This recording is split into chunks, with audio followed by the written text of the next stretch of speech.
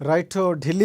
ఢిల్లీలో నియోజకవర్గం సంబంధించి ఆప్ అధినేత కేజ్రీవాల్ పర్వేష్ వర్మ ఓడించారు. దీంతో ఆయనే ముఖ్యమంత్రి అని ఒక ప్రచారం జరుగుతుంది. సో ఇప్పుడుకున్నటువంటి అప్డేట్స్ ప్రకారం చూసుకుంటే పూర్తి స్థాయిలో అక్కడ ఇప్పటికీ మనకు ఉన్నటువంటి ట్రెండ్స్ ప్రకారం చూసుకుంటే బీజేపీ పార్టీ ముందంజలో ఉందో ఇక్కడ మ్యాజిక్ ఫిగర్ దిశగా బీజేపీ పార్టీ అడుగులు వేస్తుంది. ఢిల్లీ అసెంబ్లీ ఎన్నికల్లో బీజేపీ మ్యాజిక్ ఫిగర్గా దూసుకువెళ్తుంది. మొత్తానికి ప్రస్తుతం ఆ పార్టీ 19 చోట్ల ఘన విజయం సాధించింది.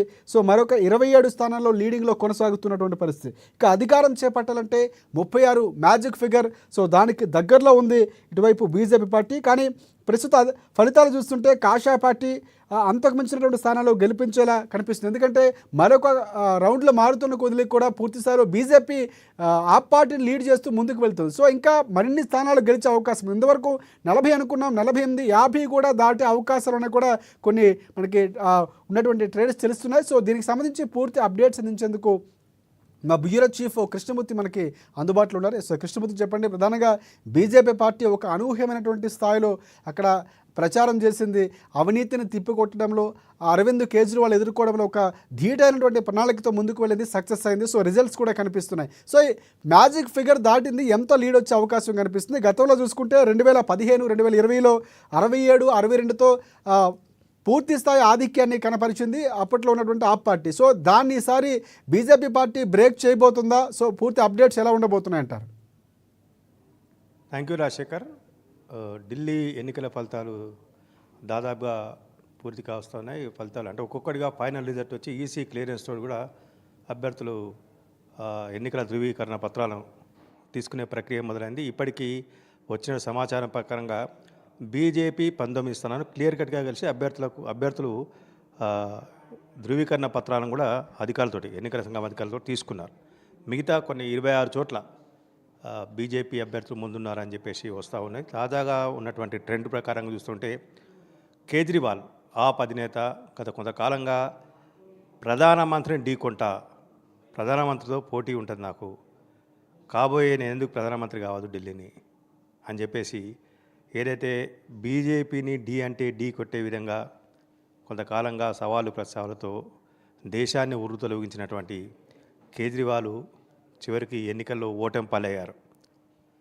ఈ ఓటమి అంటే పార్టీ ఓటమి కానీ ఆయన ఓటమి కానీ కారణం ఏంటంటే ఆయన స్వయంకృత అపరాధమే అని కొంత ప్రచారం అయితే జరుగుతూ ఉంది. వాస్తవం కూడా, అది ప్రచారం కాదు, వాస్తవం కూడా.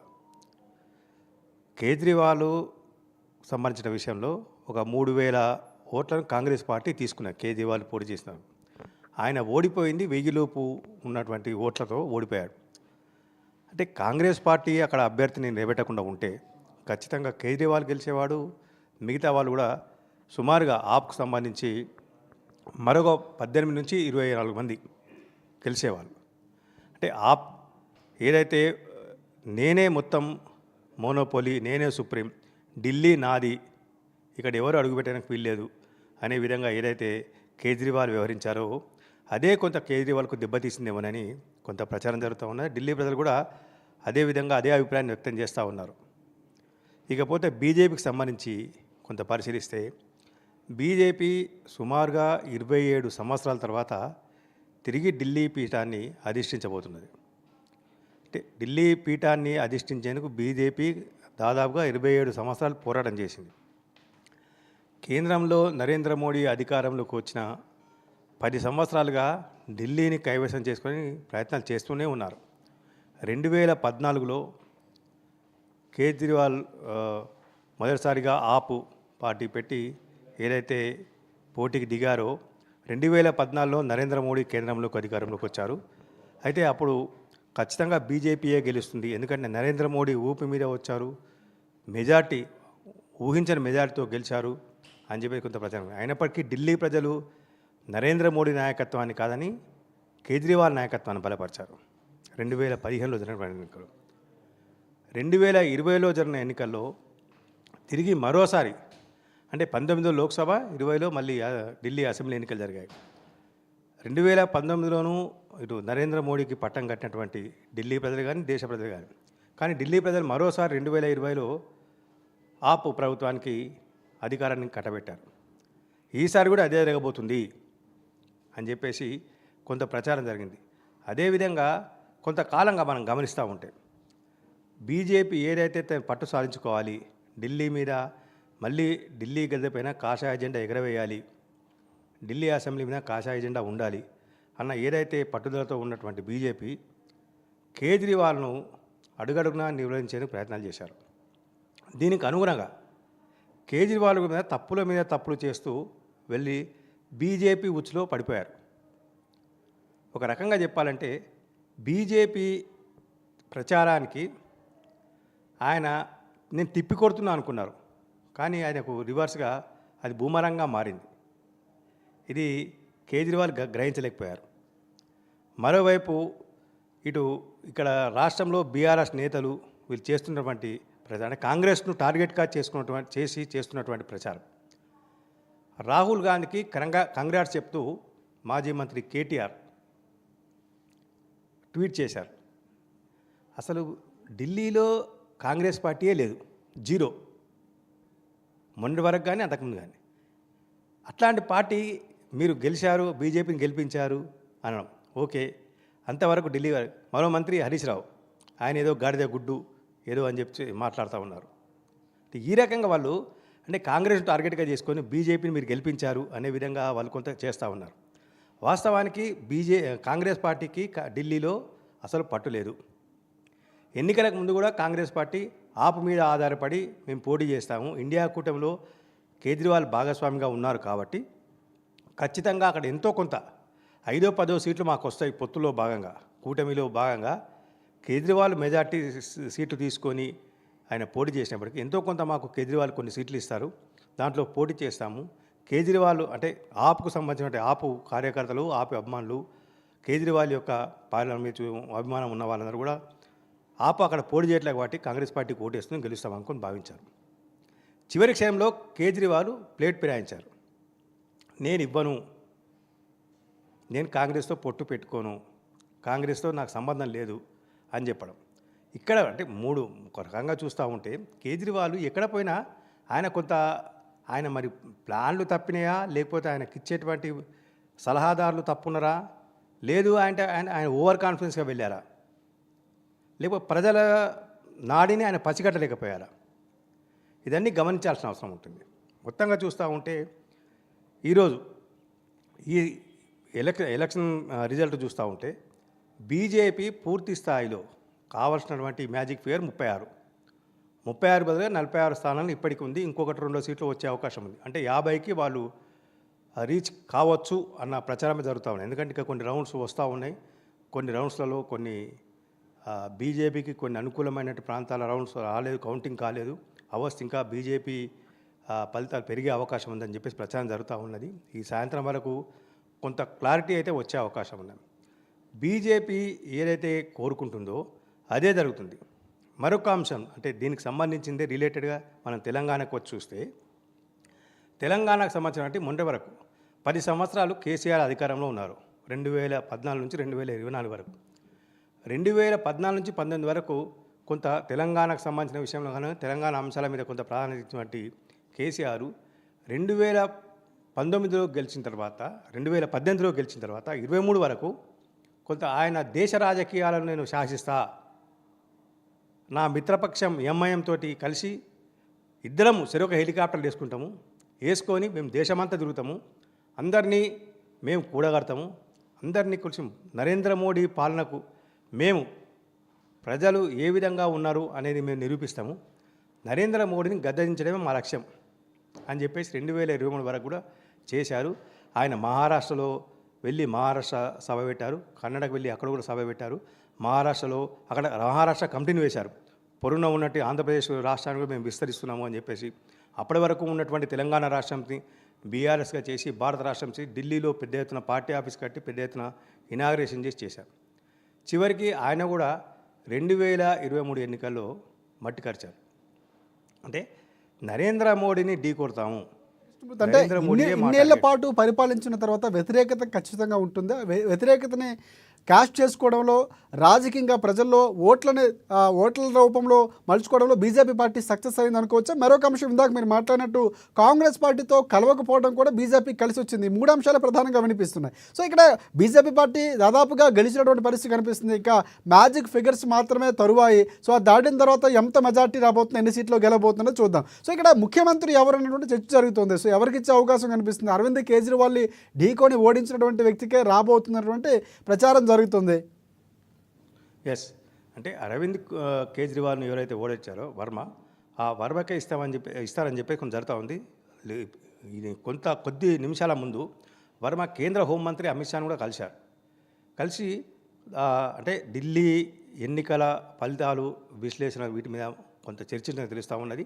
ఈ నేపథ్యంలోనే అంటే సిఎల్పి కూర్చుంటుంది, మళ్ళీ అక్కడ లెజిస్లేటివ్ పార్టీ కూర్చుంది, ఎవరు ఎమ్మెల్యేలు అయిన వాళ్ళంతా కూడా కూర్చుండి ఎవరు నేత, ఎల్పీ నేత ఎవరు అని చెప్పేసి వాళ్ళు నిర్ణయించే అవకాశం ఉంటుంది. అది ఒక ప్రక్రియ, అంటే చట్టప్రకారమైన ప్రక్రియ.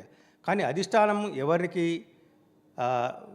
నిర్ణయిస్తే వాళ్ళు మాత్రమే దానికి వాళ్ళకు ఓటేసే అవకాశం ఉంటుంది, వాళ్ళని ఖరారు చేయాల్సిన అవసరం ఉంటుంది. అంటే మంత్రివర్గ కూర్పు కానీ మిగతా అంశాల విషయంలో కొంత జరిగింది. కానీ క్లియర్ కట్గా మొదటి నుంచి వర్మకు సీఎం పదవి కట్టబెట్టే అవకాశం ఉంది. మాజీ ముఖ్యమంత్రి కుమారుడు కాబట్టి ఆయనకు ఇచ్చే అవకాశం ఏం జరుగుతూ ఉన్నది. కాబట్టి తాజాగా ఆయన కేజ్రీవాల్ని ఓడించి చరిత్ర సృష్టించారు కాబట్టి ఖచ్చితంగా ఆయనకు దక్కవచ్చు అని చెప్పేసి కొంత ప్రచారం జరుగుతూ ఉన్నది. మరోవైపు మీరు అన్నట్టుగా ఇక్కడ చాలా క్రేజీగా ఉండేవారు. సో ఆయన ఉన్నటువంటి విధానాలు కానీ, అవినీతిని నిర్మూలించాలన్నటువంటి అన్నా హజారేతో చేసినటువంటి ఉద్యమాలు కానీ అవన్నీ కూడా తర్వాత ఆయన శిష్యుడిగా వచ్చారు, పార్టీ పెట్టారు, సఫలీకృతమయ్యి 3 సార్లు గెలిచినటువంటి పరిస్థితి. సో ఈసారి ఓటమికి గల ప్రధాన కారణాలు ఏంటి? ఇందాక మాట్లాడుతూ స్వయంకృత అపరాధం అన్నారు. సో ఈసారి ఆయనే ఓడించడం, అంటే పార్టీ అధినేతగా ఉన్నటువంటి వ్యక్తి, ముఖ్యమంత్రిగా పనిచేసినటువంటి వ్యక్తి ఆయనే ఓడిపోవడం ఒక రకంగా ఆ పార్టీకి పెద్ద ఎదురు దెబ్బ అనుకోవచ్చు. సో ప్రధానంగా ఆయన ఓడిపోవడానికి కారణాలు ఏంటంటారు? ఎస్, అంటే గతంలో మనం చాలా గమనించవలసిన అవసరం ఉంటుంది. పార్టీ నేతలు ఓడిపోవడం అనేది సహజం. తెలుగుదేశం పార్టీని ఎన్టీ రామారావు గారు ఏర్పాటు చేశారు. 13 నెలల్లోనే కాంగ్రెస్ పార్టీని, అప్పుడు దేశవ్యాప్తంగా కాంగ్రెస్ పార్టీది హవా, అప్రతిహతంగా కాంగ్రెస్ పార్టీ గెలుస్తూ ఉంది, కాస్త ఎవరు తిరుగులేరు. అట్లాంటి కాంగ్రెస్ పార్టీని ఆయన మట్టి కనిపించి అప్పుడు చరిత్ర సృష్టించారు ఆయన గెలిచి, అసెంబ్లీ ఎన్నికల్లో గెలిచి. ఆ తర్వాత ఆయన హిందూపురం నుంచి కల్వకుర్తి నుంచి పోటీ చేశారు. ప్రస్తుతం ఏపీలో ఉన్నటువంటి హిందూపురము, ఇక్కడ కల్వకుర్తి, మహబూబ్నగర్ జిల్లా, 2 చోట్ల పోటీ చేస్తే ఆయన హిందూపురంలో గెలిచారు, కల్వకుర్తిలో ఓడిపోయారు.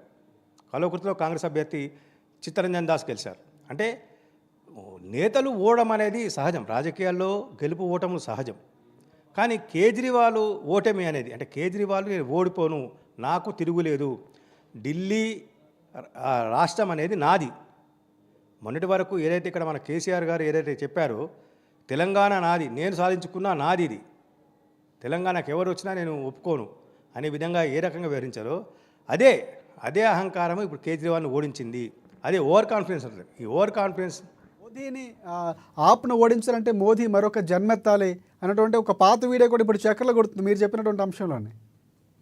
అంటే ఇట్లాంటివన్నీ కూడా అంటే ఒక మోడీనే కాదు, అన్ని రకాలుగా చెప్పారు. అంటే ఆయన ఎంతవరకు వెళ్ళారంటే కేజ్రీవాల్ ఒక మోడీ మీద యుద్ధం కాదు, కాంగ్రెస్ పార్టీ కూడా నాకు అసలు ఏం వేస్ట్, అది నేనే రేపు ఇండియా కూటమికి నాయకత్వం వహించాలి, రేపు మళ్ళీ ఇండియా కూటమి తరఫున ఎన్నికలకు వెళ్తే ఇండియా కూటమికి మెజార్టీ వస్తే నేను పీఎం అభ్యర్థిని కావాలి, నేనే పీఎం అభ్యర్థిని అని చెప్పేసి ఆ స్థాయిలో వెళ్ళారు వారు. అంటే ఓవర్ కాన్ఫిడెన్స్గా ఎక్కువయ్యి, అంటే ప్రజల యొక్క నాడిని పసిగట్టకుండా ప్రజల బలహీనతలే నా ఆయుధం ఏమనుకుంటారంటే రాజకీయ నాయకులు, ప్రజలు బలహీనులు, మేము చెప్పే మాటల గారడి, అంకెల గారడి, సంక్షేమ పథకాలు, ఏవో ఉచితాలు, వీటి మీద ప్రజలు ఆశపడి మేము ఏది చెప్తే అది వింటారు, మేము ఎవరు ఏవో చెప్తే అవి వింటారు అనే స్థాయిలో వెళ్ళడమే ఇక్కడ ఉన్నటువంటి దెబ్బ. మొన్న తెలంగాణ ఎన్నికలు జరిగింది, సేమ్ ఇదే పరిస్థితి. ఈరోజు ఢిల్లీ ఎన్నికలు జరిగింది, ఇదే పరిస్థితి. హర్యానాలో కూడా కాంగ్రెస్ పార్టీతో కలిసి వెళ్దామని చెప్పేసి కాంగ్రెస్ పార్టీ హర్యానా ఎలక్షన్లప్పుడు కూడా కొంత ఆప్ పార్టీకి ఆహ్వానం పలికింది, కలిసి పోటీ చేద్దామని. నేను హర్యానాలో కూడా, అంటే పంజాబ్లో, ఢిల్లీలో పుట్టింది అసలు వాస్తవానికి అన్నా హజారే ఉద్యమంతో ఢిల్లీలో ఆప్ పార్టీని ఏర్పాటు చేశారు. ఆ ఉద్యమం ప్రభావమా, మిగతా అంశాల, లేకపోతే అప్పుడు ఉన్నటువంటి కాంగ్రెస్ పార్టీ యొక్క ప్రభుత్వం మీద విసుగు చెందా, షీలా దీక్ష, ఎన్నో ఉన్నాయి కారణాలు. అప్పుడు ఆల్ ఆఫ్ సడన్గా కేజ్రీవాల్కు అధికారం ఇచ్చారు, కేజ్రీవాల్ను గెలిపించారు. తర్వాత అక్కడి నుంచి పంజాబ్కు వెళ్ళారు. పంజాబ్లో గెలిచారు. ఈ 2 రాష్ట్రాల్లో గెలిచిన తర్వాత కేజ్రీవాల్ కొంత ఓవర్ కాన్ఫిడెన్స్కి వెళ్ళారు. ఓహో, దేశవ్యాప్తంగా నాకు ఆదరణ పెరుగుతుంది నా పార్టీకి, కాబట్టి నేను ఏది చెప్తే అది వింటారు, నాకు ఎవరు వద్దు, ఏ పార్టీ వద్దు, ఏ కూటమి వద్దు, నేనే I am the king, I am the supreme అనే దాంట్లో కొంచెం వెళ్ళడం, ఓవర్ కాన్ఫిడెన్స్ వెళ్ళడమే ఆయనకు దెబ్బతీసింది. హర్యానా ఎన్నికల్లో కూడా ఇదే జరిగింది. హర్యానా ఎన్నికల్లో కాంగ్రెస్ పార్టీ బలంగా ఉన్నప్పటికీ కలిసి రండి మాతోటి పోటీ చేద్దామన్నారు. నేను పోటీ చేయనన్నారు. ఏమైంది అక్కడ కాంగ్రెస్ పార్టీ సెకండ్ ప్లేస్లో వచ్చింది, మళ్ళీ బీజేపీ గెలిచింది. ఇక్కడ కూడా అయినా కాంగ్రెస్ పార్టీ హర్యానా అంశాలను, హర్యానా విషయాలను పరిగణలోకి తీసుకున్నప్పటికీ వాటన్నింటినీ మర్చిపోయి మరోసారి స్నేహహస్తాన్ని అందించేందుకు కాంగ్రెస్ పార్టీ కేజ్రీవాల్కు ఆహ్వానం పలికింది. కేజ్రీవాల్ని అడిగిన కూడా, మీరు ఎన్ని ఇచ్చినా తీసుకుంటాం, చెప్పండి, కలిసి తీసుకుందామని. సమస్య లేదు, నేను అసలు మీతో పొత్తు లేదు, ఏం లేదు, అసలు మీ పార్టీ ఎక్కడుంది, మీరు ఎక్కడున్నారు, ఢిల్లీలో మీ పార్టీ లేనే లేదు, మిగతా రాష్ట్రాల్లో మీరేమిటో చూసుకొని మాకు సంబంధం లేదని చెప్పారు. కానీ ఇప్పుడు ఎన్నికల ఫలితాల తర్వాత మనం విశ్లేషణ చేసుకుంటే కాంగ్రెస్ పార్టీ చీల్చిన ఓట్ల ద్వారానే ఆపు అభ్యర్థులు చాలామంది చాలా నియోజకవర్గాలు ఓడిపోయారు. ఇది వాస్తవం. ఇది కేజ్రీవాల్ పోటీ చేసినటువంటి న్యూఢిల్లీ స్థానంతో కూడా ఇది వర్తింప చేసేందుకు అవకాశం వస్తే వర్తిస్తుంది కూడా. ఒకటి ఓటర్లు చాలా క్లియర్గా ఉన్నారు. అంటే ఇటువైపు మిగతా పార్టీకో సగం, అంటే క్లియర్ కట్గా, అంటే గతంలో చూసుకుంటే 60 సీట్ల పైన ఆ పార్టీని గెలిపించారు. సో ఈసారి కూడా బీజేపీ పార్టీ క్లియర్ మ్యాండేటరీ ఇస్తున్నారు. ప్రజలు అంటే కాంగ్రెస్ పార్టీ కొన్ని సీట్లు, లేకపోతే బీజేపీకి లేకపోతే ఆ పార్టీకో తగాపోరిచ్చే పరిస్థితులు ముందు మనం అనుకున్నాం. ఒకవేళ ట్రేడ్స్ మారబోతున్నాయేమో, అటు ఇటుగా ఉంటాయేమో, లేకపోతే 30 సీట్లు, ఇలాంటి క్యాలిక్యులేషన్స్ కూడా ఉన్నాయి. కానీ క్లియర్ కట్గా అక్కడ ప్రజలు తీర్పునిచ్చారు. సో ఇది ఏ విధంగా చూడొచ్చు అంటారు? అంటే వాస్తవానికి మొదటి నుంచి కూడా కాంగ్రెస్ పార్టీ ఢిల్లీలో పెద్ద ప్రభావం లేదు. అసలు కాంగ్రెస్ పార్టీ కూడా ఊహించలేదు. ఏదో మేము గెలిచి ఏదో మేము అయిపోతాం, మాకు మ్యాజిక్ ఫిగర్ వస్తుంది, మేము బలమైన రాజకీయ శక్తిగా ఎదిగి మేమేదో అసెంబ్లీలో బలమైన పాత్ర పోషిస్తామని కాంగ్రెస్ చేర్చడం కూడా ఈసారి కాంగ్రెస్ పార్టీ ఫెయిల్ అయింది, అది బీజేపీ పార్టీ కలిసి వచ్చిందన్నటువంటి అంశాలు కూడా కనిపిస్తున్నాయి. ఎస్, అంటే కాంగ్రెస్ పార్టీ ఫెయిల్ అని కాదు, కాంగ్రెస్ పార్టీ ఇండియా కూటమిలో భాగస్వామిగా ఉంది, ఇండియా కూటమికి కాంగ్రెస్ పార్టీ నాయకత్వం వహిస్తున్నది. కాబట్టి ఇండియా కూటమిలో ఉన్నటువంటి కేజ్రీవాల్ అక్కడ ముఖ్యమంత్రిగా ఉన్నారు. రేపు ఎన్నికల్లో ఇండియా కూటమి తరఫున పోటీ చేసిన కేజ్రీవాల్ ఎంతో కొంత అవకాశం ఇస్తారు అని చెప్పేసి కాంగ్రెస్ పార్టీ కొంత ఆశించింది మాత్రం వాస్తవం. కానీ చివరి క్షణంలో ఎన్నికల సమయంలో కేజ్రీవాల్ కొంత కాంగ్రెస్ పార్టీకి చేయించారు. కాంగ్రెస్ పార్టీని ఎట్లా అంటే అసలు దాన్ని అంటరాని పార్టీ కన్నా అధ్వానంగా చూసిరు కేజ్రీవాల్. ఇది ఆయనకు అంటే కాంగ్రెస్ పార్టీని దూరం పెట్టడమే ఆయన చెల్లించుకున్న మూల్యంగా భావించవచ్చు. ఆయన ఓటమికి ప్రధాన కారణం ఏంటంటే ఇండియా కూటమితో కలిసి వెళ్ళకపోవడం. ప్రచారంలో కూడా మీరు అన్నట్లు కలిసి వెళ్ళుంటే కనుక బీజేపీ పార్టీ గెలవటం కష్టమయ్యేదంటారా? ఆ పార్టీ క్లియర్గా ఆ ప్రభుత్వాన్ని నెలకొల్పే అవకాశం ఉండేదంటారా? ఖచ్చితంగా పోటాపోటీగా వచ్చేది. మ్యాజిక్ ఫిగర్ ఏదైతే 36 స్థానాలు కావాలో 36 స్థానాలకు ఇద్దరు పోటీ పడే అవకాశం ఉండేది. అంటే ఇండియా కూటమి, ఎన్డీఏ కూటమి, బీజేపీ, ఈ రెండూ కూడా పోటీపడి నువ్వా నేనా అనే విధంగా ఎవరికి వస్తుంది చివరి క్షణం వరకు ఉత్కంఠగా ఉండే అవకాశం అయితే ఉండేది. కానీ ఇప్పుడు మొత్తం తీర్పు అంతా ఏకపక్షంగా వెళ్ళిపోయింది. కాంగ్రెస్ పార్టీని పక్కకు పెట్టడం ద్వారా తీర్పు మొత్తం ఏకపక్షంగా వెళ్ళిపోయింది. ఈ కారణం ఏంటంటే కేజ్రీవాల్ చేస్తున్నటువంటి ఆయన స్వయంకృత అపరాధం, ఆయన తప్పిదం. దీంట్లో ఎవరు ఎన్ని మాట్లాడినా ఇది మాత్రం వాస్తవం. ఎందుకంటే కాంగ్రెస్ పార్టీతో కలిసి వెళ్తుంటే కొంత అంటే అసలు ఇండియా కూటమి ఏర్పాటు ప్రధాన ఉద్దేశమే అది. యాంటీ బీజేపీ ఓటును చీల్చకుండా ఒకే ఒక పార్టీకి వచ్చే విధంగా ఉండాలి అనేది ఇండియా కూటమి ఏర్పాటు లక్ష్యం. రైట్ మనకి కృష్ణమూర్తి ప్రధానంగా బీజేపీ పార్టీ దూసుకుపోతుంది. సో ఈ నేపథ్యంలో ఆ పార్టీ వెనకంచు పడిపోయింది. సో దాదాపుగా పార్టీ కోల్పోయే పరిస్థితి